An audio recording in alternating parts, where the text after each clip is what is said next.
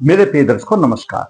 प्रिय दर्शकों, विश्व ज्योतिष में मैं आपका स्वागत करता हूं और धन्यवाद भी देता हूं कि आप वीडियो अच्छी तरह से देख रहे हैं, उत्सुकता से देख रहे हैं।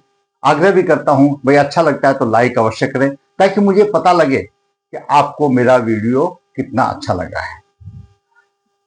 आज एक बहुत ही महत्वपूर्ण योग है, उसके ऊपर पहले भी हमने कई वीडियो बना चुके हैं और वो जहां तक मैं समझता हूं उन अशुभ योगों में से एक है। जैसे सूर्य राहु का ग्रहण योग हो गया, चंद्र राहु का ग्रहण योग हो गया, मंगल शनि का विषयोग हो गया। ऐसे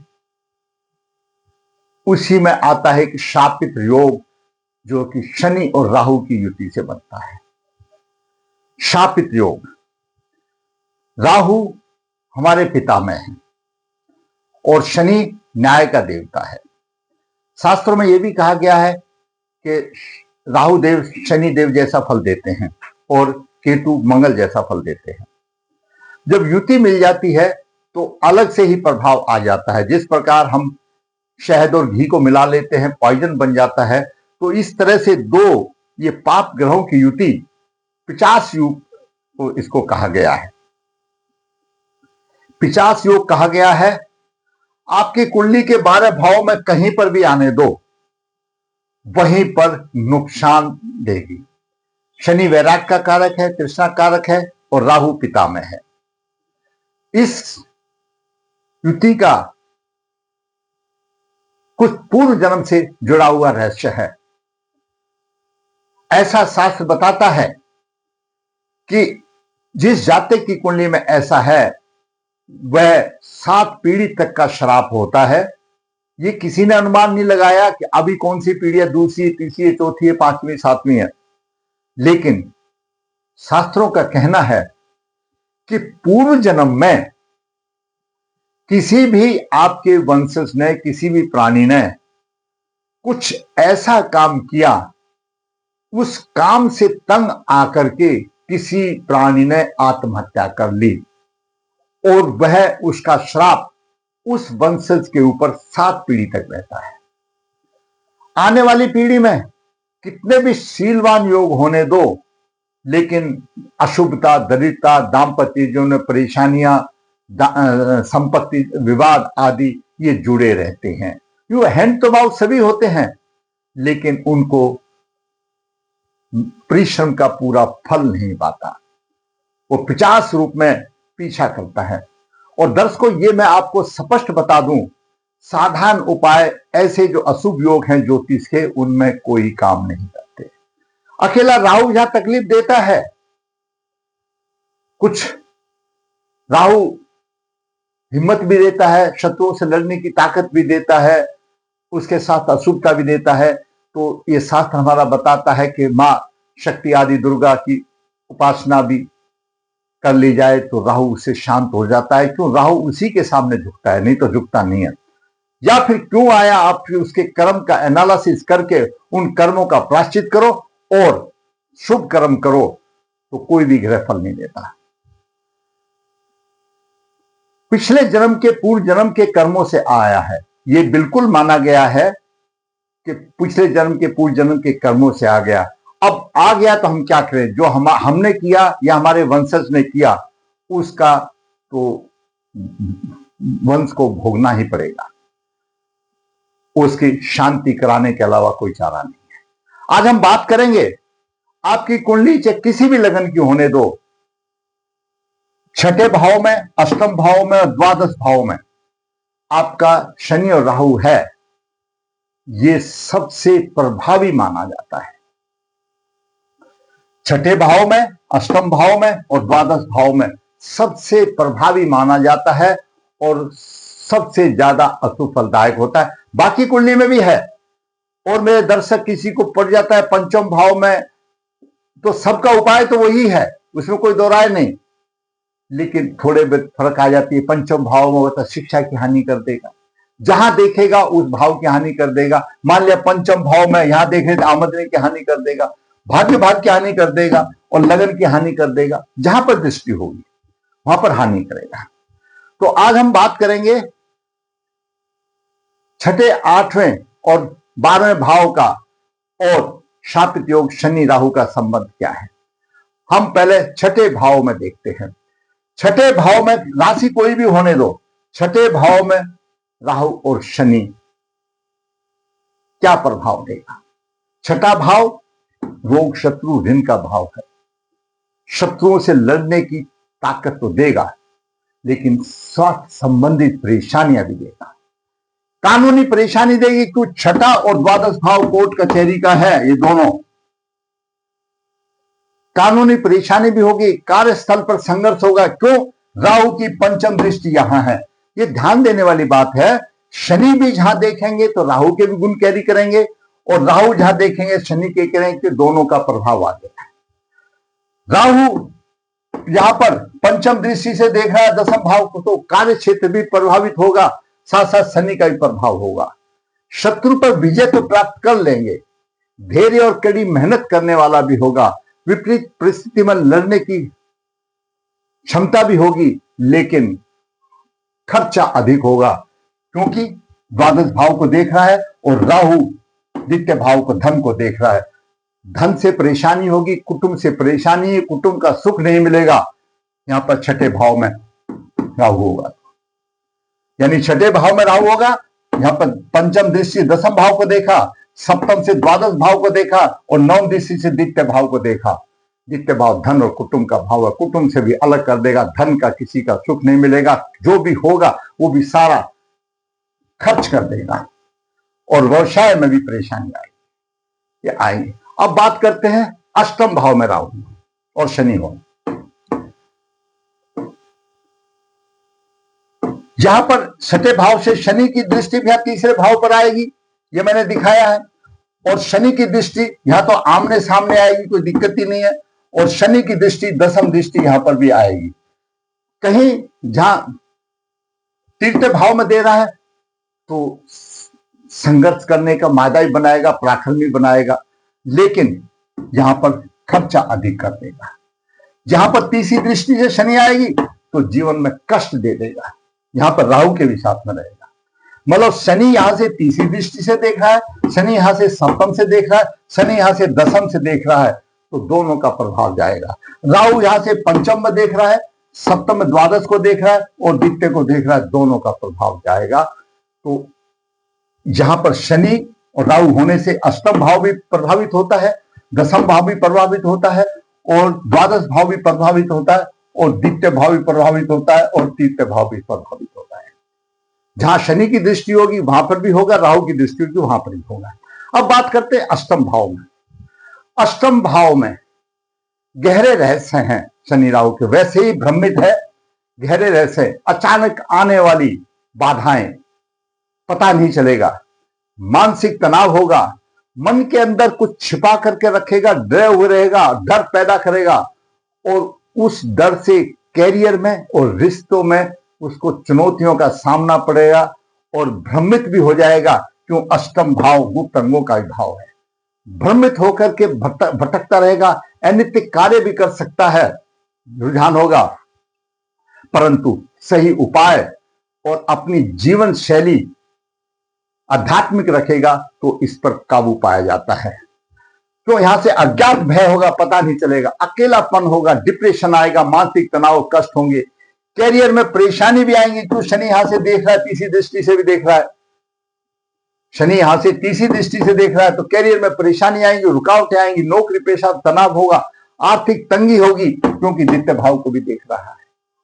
अचानक होने वाले नुकसान होंगे, रिश्तों में अशांति होगी, कर्ज भी होगा, लंबे समय तक चलने वाले रोग भी होंगे, पैतृक संपत्ति में परेशानी होगी। अगर यहां होगा तो अष्टम भाव में, अष्टम भाव में होगा तो वही राहु पंचम दृष्टि से यहां करेगा, खर्चा करेगा, तो राहु के साथ शनि के भी गुण जाएंगे।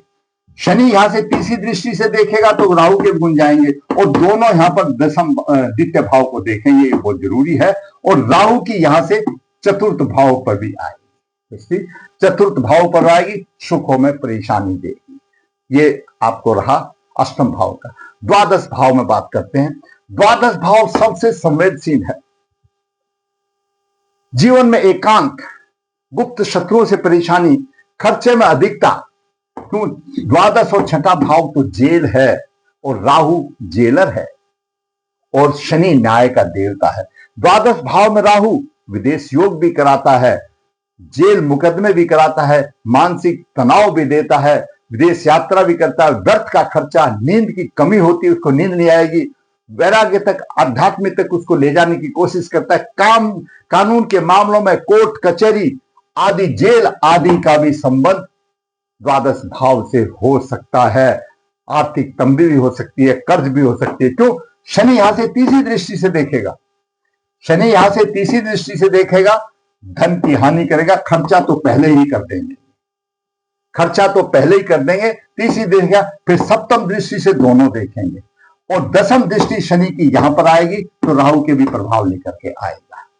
तो ये मैंने आपको शनि और राहु की दृष्टियों के साथ मैंने बताया कि अगर आपकी कुंडली में छठे भाव में शनि राहु है तो अष्टम भाव भी प्रभावित होगा, क्योंकि शनि की तीसरी दृष्टि है, और दसम भाव भी प्रभावित होगा, द्वादश भाव भी प्रभावित होगा, और द्वितीय भाव भी प्रभावित होगा, और तृतीय भाव भी प्रभावित होगा। क्यों? शनि की दसम दृष्टि है। अष्टम भाव में है आपका, दसम भाव भी प्रभावित होगा, राहु से पंचम दृष्टि से द्वादश भाव भी प्रभावित होगा, शनि राहु से द्वितीय भाव भी प्रभावित होगा, और ये चौथा भाव भी, चतुर्थ भाव भी प्रभावित होगा अष्टम भाव में। द्वादश भाव में शॉर्ट में फिर बता देता हूं, द्वितीय भाव प्रभावित होगा, चतुर्थ भाव प्रभावित होगा, क्यों? राहु की पंचम दृष्टि है। छठा भाव तो आमने सामने आ ही रहा है, दोनों की दृष्टि होगी, और दसम भाव से यहां पर नवम भाव भी प्रभावित होगा, और अष्टम भाव भी राहु की दृष्टि यहां पर आएगी तो अष्टम भाव भी यहां पर प्रभावित होगा, क्यों? राहु की यहां पर भी दृष्टि आएगी, तो ये आपको प्रभावित होगा। अष्टम में भी, क्योंकि राहु का संबंध द्वादश भाव से बन रहा है, खर्चा अधिक होगा, कोर्ट कचहरी वाली बात आ सकती है, और द्वादश में और छठे में तो सोचने की जरूरत ही नहीं है, हानि भी होगी, कर्ज की हानि भी होगी, कोर्ट कचहरी का भी होगा, ये सारी चीजें होंगी। तो ये मैंने आपको बताया, आपकी कुंडली में शनि राहु छठे भाव में, अष्टम भाव में और द्वादश भाव में आया, तो आपके जहां पर भी राहु देख रहा है, तीन दृष्टि राहु की है अपने स्थान से, पंचम, सप्तम और नवम। शनि की तीन है, तीर्थ स्थान, सप्तम स्थान, दसम स्थान, उन दोनों के स्थान पर दोनों का प्रभाव मिला जुला जाएगा, तो उन सभी जगह की हानि होगी, आप अनुमान लगा सकते हैं। मैंने सारांश बता दिया। संबंधित कुंडली में देखते हैं, जातक का जन्म 12/3/2002 को हुआ, कृष्ण पक्ष का सतबीजा नक्षत्र, एक राहु का नक्षत्र है, शनि राहु का 50 योग यहां पर द्वादश भाव में है। द्वादश भाव में शनि राहु का 50 योग है। मंगल छठे भाव का स्वामी है और नीच दृष्टि से द्वितीय भाव को देख रहा है, और मंगल यहां पर भरणी नक्षत्र में, द्वादश भाव के स्वामी नक्षत्र में। शास्त्र ऐसा बोलता है, द्वितीय भाव के नक्षत्र में, द्वादश भाव के स्वामी के नक्षत्र में हो और वह अशुभ हो और प्रभाव डाल रहा है तो उसकी हानि करेगा।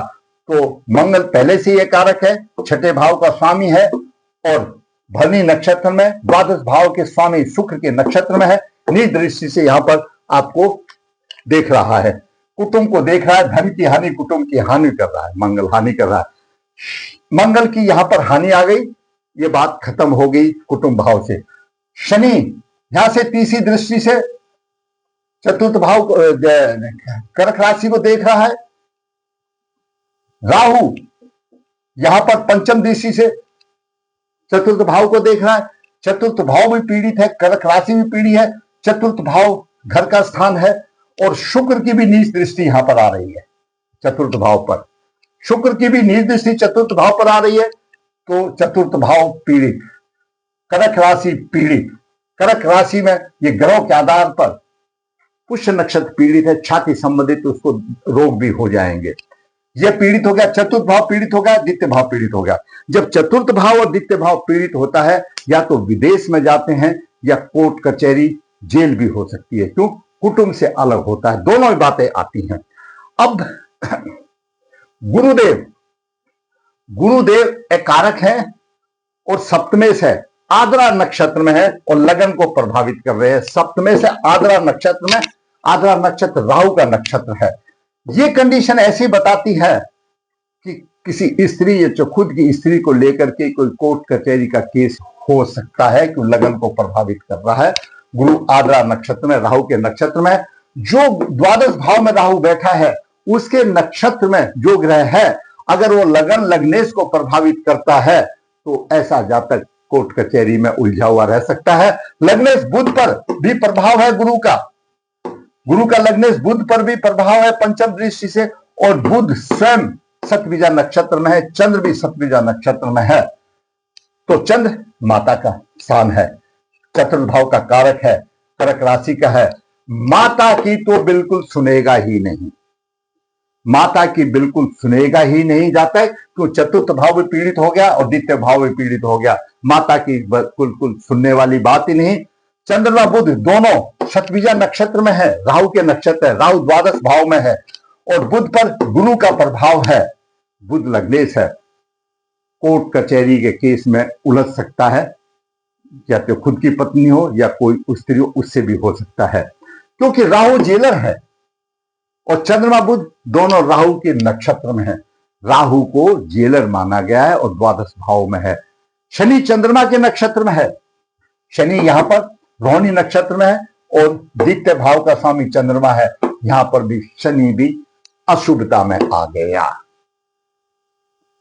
कुटुंब में से वंश की हानि, यहां पर वंश की हानि, कुटुंब की हानि, घरेलू सुखों की हानि, या तो विदेश योग में होता है या कोर्ट कचहरी में जब फंस जाए तब होता है, तो ही कारण होते हैं। तो ऐसे जातक की राह आसान नहीं है। अब गुरु की महादशा चल रही है 33 तक, आद्रा नक्षत्र में गुरु भी, उसके बाद शनि की महादशा आ जाएगी, तो जब 33 से और समस्या खड़ी हो जाएगी, इसलिए अभी से उसका उपाय कर लेना अच्छा है। नवास में हम जाते हैं तो गुरु नीच राशि में हो जाता है। जब सप्तमे नवास में नीच राशि हो तो एक से अधिक विवाह या संबंध वाली बात होती है, मतलब कुछ भी करो कि उसका घर ठीक से बसता नहीं है। जब सप्तमेश नवास में नीच राशि का हो तो घर ठीक से बसता नहीं, परेशानियां आती है, उठक पटक रहते हैं, संघर्ष में जीवन हो जाता है, ये कहना उचित होगा। दो शादियां भी हो सकती हैं, ये भी एक परेशानी वाली बात आ जाती है। शुक्र विवाह का कारक है। अब देखिए कितना अच्छा योग है, पंचम भाव का स्वामी शुक्र यहां पर है, सरकारी नौकरी का योग बनता है, बहुत अच्छा योग बनता है। शुक्र उच्च राशि में है, अच्छा योग बनता है, लेकिन पाप करते योग में मंगल और सूर्य यहां पर है, कोई फायदा नहीं मिल रहा। और विवाह में भी परेशानी आएगी, तो जब शुक्र पाप करते योग में है तो विवाह में परेशानी देगा। और केतु यहां पर देख रहा है दसम भाव को, व्यवसाय में भी परेशानी वाली बात आती है।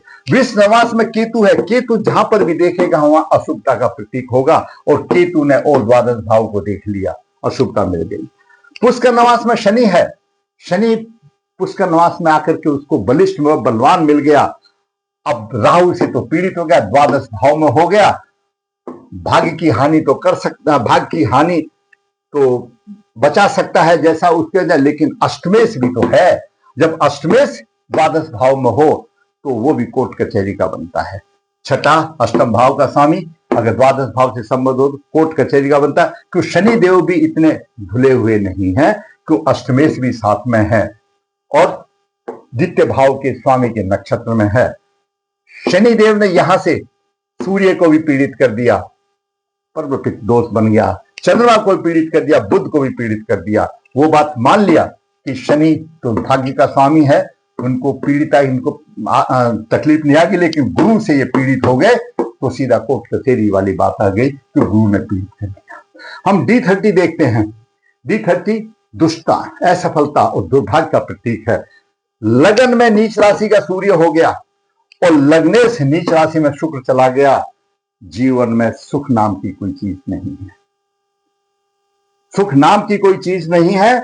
और D30 का छठे भाव का स्वामी गुरु यहां पर लगन में आ गया, यह भी एक अशुभता का प्रतीक है।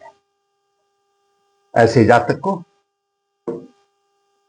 पूरी कुंडली का अध्ययन करा करके, पूरे षडवर्ग का अध्ययन करा करके, क्यों बालक की चढ़ती हुई उम्र है, अशुभ योग है, द्वादश भाव में राहु और शनि का आ गया, चाहे राहु शनि छठे भाव में, अष्टम भाव में, द्वादश भाव में, पूरे षडवर्ग का गहन अध्ययन करा करके फिर जो निष्कर्ष निकलता है करें और अपने आप को अध्यात्म की तरफ लेकर के जाए, शुभ कर्म करने की कोशिश करे तो कुछ राह आसान हो सकती है, नहीं है तो फिर परेशानी होगी। अध्यात्म को छोड़ दिया, अपने सात्विक विचार रखेगा तो परेशानियां कम होंगी या यूं कहो सहनशीलता बढ़ जाएगी।